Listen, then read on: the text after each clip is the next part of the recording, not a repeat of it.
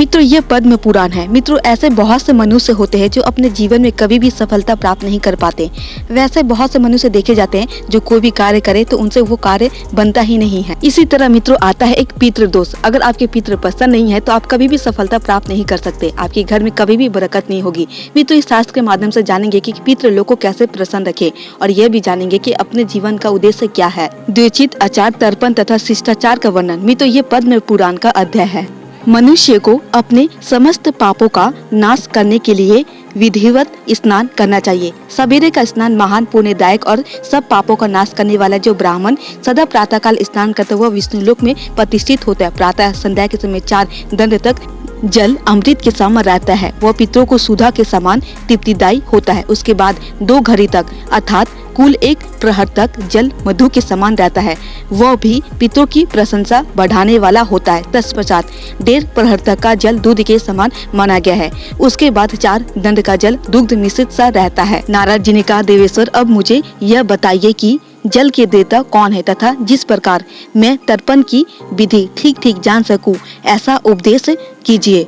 ब्रह्मा जी ने कहा, बेटा, संपूर्ण लोकों में भगवान श्री विष्णु ही जल के देवता माने गए हैं। अतः जो जल से स्नान करके पवित्र होता है उसका भगवान श्री विष्णु कल्याण करते। एक घूंट जल पीकर भी मनुष्य पवित्र हो जाता है। विशेष बात यह है कि कुश के संसर्ग से जल अमृत से भी बढ़कर होता है। कुश संपूर्ण देवताओं का निवास स्थान है। पूर्व काल में मैंने ही उसे उत्पन्न किया था। कुश के मूल में स्वयं ब्रह्मा, उसके मध्य भाग में श्री विष्णु और अग्र भाग में भगवान श्री शंकर विराजमान है। इन तीनों के द्वारा कुश की प्रतिष्ठा है। अपने हाथों में कुश धारण करने वाले द्विज सदा पवित्र माना गया है।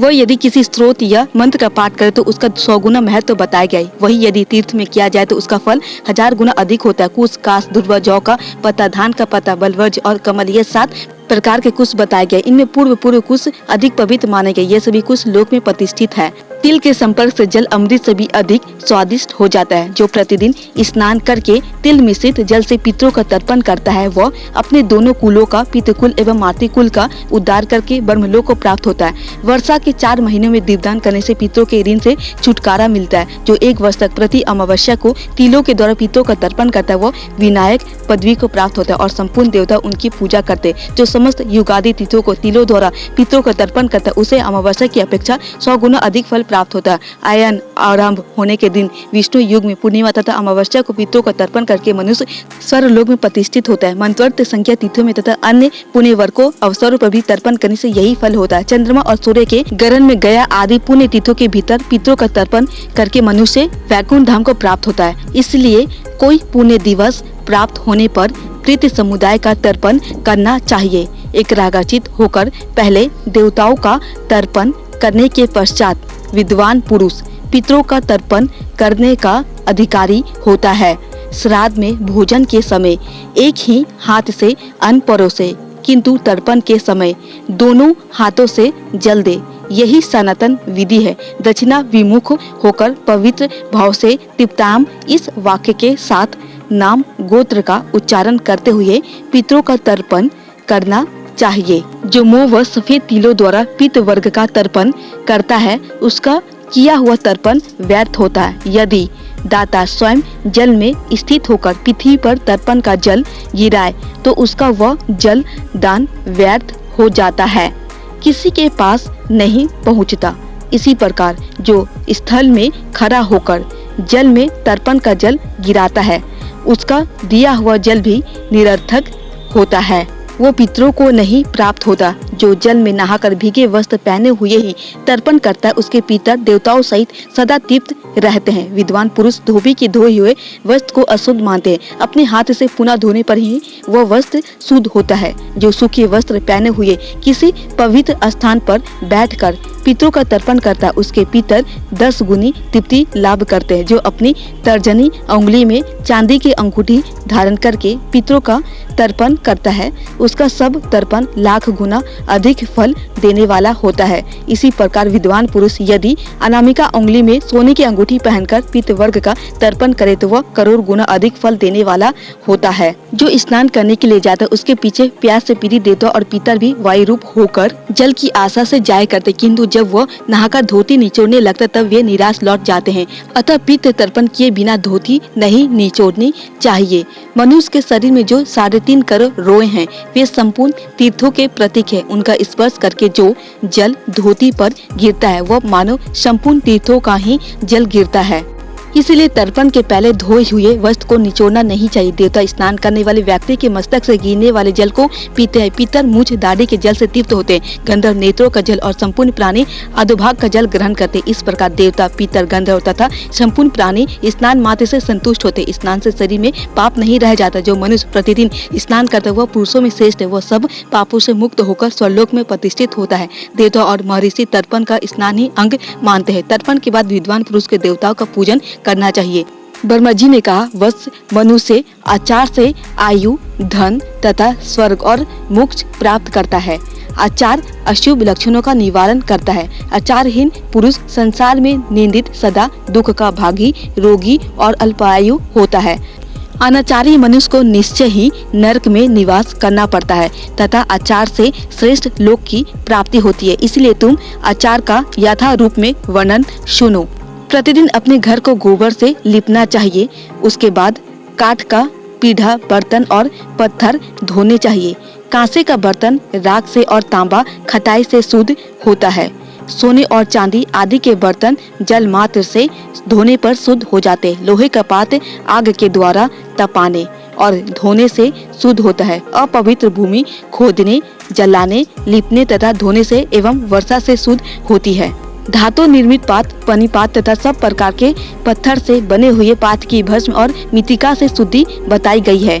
सैया, स्त्री, बालक, वस्त्र, यज्ञोपवीत और कमंडलू ये अपने हो तो सदा शुद्ध है और दूसरे को हो तो कभी शुद्ध नहीं माने जाते। एक वस्त्र धारण करके भोजन और स्नान ना करे। दूसरे का उतारा हुआ वस्त्र कभी ना धारण करे। केसे और दांतों की सफाई सवेरे ही करनी चाहिए। गुरुजनों को नित्य प्रति नमस्कार करना नित्य कर्तव्य होना चाहिए। दोनों हाथ, दोनों पैर और मुख इन 5 अंगों को धोकर विद्वान पुरुष भोजन आरंभ करे। जो इन 5 को धोकर भोजन करता है वह 100 वर्ष जीता है। देवता, गुरु, स्नानक, आचार्य और यज्ञ में दीक्षित ब्राह्मण की छाया पर जानबूझकर पैर नहीं रखना चाहिए। गौ के समुदाय देवता, ब्राह्मण, घी, मधु, चौराहे तथा प्रसिद्ध वनस्पतियों को अपने दाहिनी करके चलना चाहिए। गौ ब्राह्मण, अग्नि ब्राह्मण, 2 ब्राह्मण तथा पत्नी पत्नी के बीच होकर नहीं निकलना चाहिए। जो ऐसा करता वो स्वर्ग में रहता हो तो भी नीचे गिर जाता है। झूठे हाथ से अग्नि, ब्राह्मण, देवता, गुरु अपने मस्तक, पुष्प वाले वृक्ष तथा यज्ञोपयोगी पेड़ का स्पर्श नहीं करना चाहिए। सूर्य, चंद्रमा और नक्षत्र इन 3 प्रकार के तेजों की ओर झूठे मुंह कभी दृष्टि ना डाले। इसी प्रकार ब्राह्मण, गुरु, देवता, राजा, श्रेष्ठ सन्यासी, योगी, देव, कार्य करने वाले तथा धर्म का उपदेश करने वाले द्विज की ओर भी झूठे मुंह दृष्टिपात ना करे। नदियों और समुद्र के किनारे यज्ञ संबंधी वृक्ष की जड़ के पास, बगीचे में, फुलवाड़ी में, ब्राह्मण के निवास स्थान पर, गौशाला में तथा साफ सुथरी सुंदर सड़कों पर तथा जल में कभी मल त्याग ना करे। धीर पुरुष अपने हाथ, पैर, मुंह और केसों को रूखे ना रखे। दांतों पर मैल ना जमने दे। नख को मुंह में ना डाले। रविवार और मंगलवार को तेल ना लगाए। अपने शरीर और आसन पर ताल ना दे। गुरु के साथ एक आसन पर ना बैठे। क्षत्रिय के धन का अपहरण ना करे। देवता और गुरु का भी धन ना ले। राजा, तपस्वी, पंगु, अंधे तथा स्त्री का धन भी ना ले। ब्राह्मण, गौ, राजा, योगी, भार से दबा हुआ मनुष्य, गर्भिणी स्त्री तथा अत्यंत दुर्बल पुरुष सामने से आते हो तो स्वयं किनारे होकर उन्हें जाने के लिए रास्ता दे। राजा, ब्राह्मण तथा वेद से झगड़ा ना करे। ब्राह्मण और गुरु पत्नी से दूर ही रहना चाहिए। पतित, कोढ़ी, चंडाल, गौमांस भक्षी और समाज बहिष्कृत को दूर से ही त्याग दे। जो स्त्री दुष्टा, दुराचारिणी, कलंक लगाने वाली, सदा ही कला से प्रेम करने वाली, प्रमादिनी, निडर, निर्लज, बाहर घूमने फिरने वाली, अधिक खर्च करने वाली और सदाचार से हीन हो तो उसको भी दूर से ही त्याग देना चाहिए। बुद्धिमान शिष्य को उचित है कि वह रजवस्तला अवस्था में गुरु पत्नी को प्रणाम ना करे, उसका चरण स्पर्श ना करे। यदि उस अवस्था में भी वो उसे छू ले तो पुनः स्नान करने से ही उसकी शुद्धि होती है। शिष्य गुरु पत्नी के साथ खेलकूद में भाग ना ले। उसकी बात अवश्य सुने किंतु उसकी ओर आंख उठाकर देखे नहीं। पुत्र वधू, भाई की स्त्री अपनी पुत्री, गुरु पत्नी, अन्य किसी युवती स्त्री की ओर ना तो देखे और ना उसका स्पर्श करे। उपयुक्त स्त्रियों की ओर भौवे मटकाकर देखना, उनसे विवाद करना और अश्लील वचन बोलना सदा ही त्याज्य है। भूसी, अंगारे, हड्डी, राख, रोई, निर्माल्य, देवताओं को अर्पण की हुई वस्तु, चीता की लकड़ी, चीता तथा गुरुजनों के शरीर पर कभी पैर ना रखे। अपवित्र, दूसरे का उच्चिष्ट तथा दूसरे की रसोई बनाने के लिए रखा हुआ अन्न भोजन ना करे। धीर पुरुष किसी दुष्ट के साथ एक क्षण भी ना तो ठहरे और ना यात्रा ही करे। इसी प्रकार उसे दीपक की छाया में तथा बहरे के वृक्ष के नीचे भी खड़ा नहीं होना चाहिए।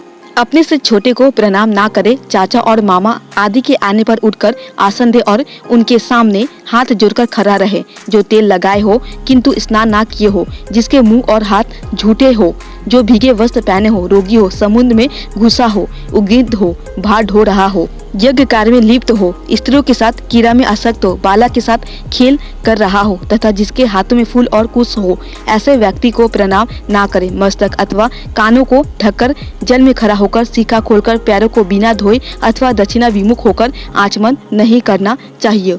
यज्ञोपवीत से रहित या नग्न होकर, कक्ष खोलकर अथवा एक वस्त्र धारण करके आचमन करने वाला पुरुष शुद्ध नहीं होता। पहले तर्जनी, मध्यमा और अनामिका 3 अंगुलियों से मुख का स्पर्श करे, फिर अंगूठे और तर्जनी के द्वारा नासिका का, अंगूठे और अनामिका के द्वारा दोनों नेत्रों का, कनिष्ठिका और अंगूठे के द्वारा दोनों कानों का, केवल अंगूठे से नाभि का, करतल से हृदय का, संपूर्ण अंगुलियों से मस्तक का तथा अंगुलियों के अग्रभाग से दोनों बाहुओं का स्पर्श करके मनुष्य शुद्ध होता है। इस विधि से आचमन करके मनुष्य संयम पूर्वक रहना चाहिए। ऐसा करने से वह सब पापों से मुक्त होकर अक्षय स्वर्ग का उपभोग करता है। भीगे पैर सोना, सूखे पैर भोजन करना और अंधेरे में शयन तथा भोजन करना।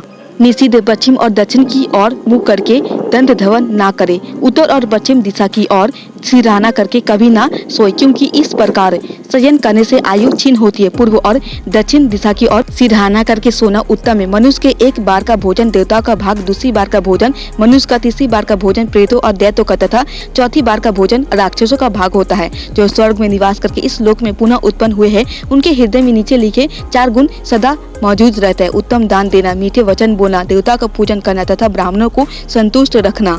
इनके विपरीत कंजूसी, सौजनों की निंदा, मैले कुचले वस्त्र पहनना, नीच जनों के प्रति भक्ति रखना, अत्यंत क्रोध करना और कटुवचन बोलना, यह नरक से लौटे हुए मनुष्य के चिन्ह है। नवंती के समान कोमल वाणी और करुणा से भरा कोमल हृदय, यह धर्म बीज से उत्पन्न मनुष्य की पहचान के चिन्ह है। दया शून्य हृदय और आरी के समान मर्म स्तन को विदीर्ण करने वाला तीखा वचन, ये पापी बीज से पैदा हुए पुरुषों को पहचानने का लक्षण है। जो मनुष्य इस आचार आदि से युक्त प्रसंग को सुनता यह सुनाता वो आचार आदि का फल पाकर पाप से शुद्ध हो स्वर्ग में जाता है और वहां से भ्रष्ट नहीं होता। तो मित्रों, ये कुछ ऐसी बातें थे जिसे हर एक मनुष्य को अवश्य पालन करना चाहिए। मित्रों, आचारहीन मनुष्य की कहीं भी सदगति नहीं होती और यदि आप आचार युक्त है तो आप उन्नति के पथ पर है। मित्रों, हमें अपने पितरों का हमेशा तर्पण करना चाहिए, क्योंकि मित्रों पितरों को प्रसन्न रखना बहुत ही जरूरी होता है। मित्रों, ये छोटी सी ज्ञानवर्धक वीडियो आपको कैसी लगी? अगर थोड़ी भी पसंद आई हो तो प्लीज आप हमारे चैनल को सब्सक्राइब कर दे और वीडियो को लाइक कर दे।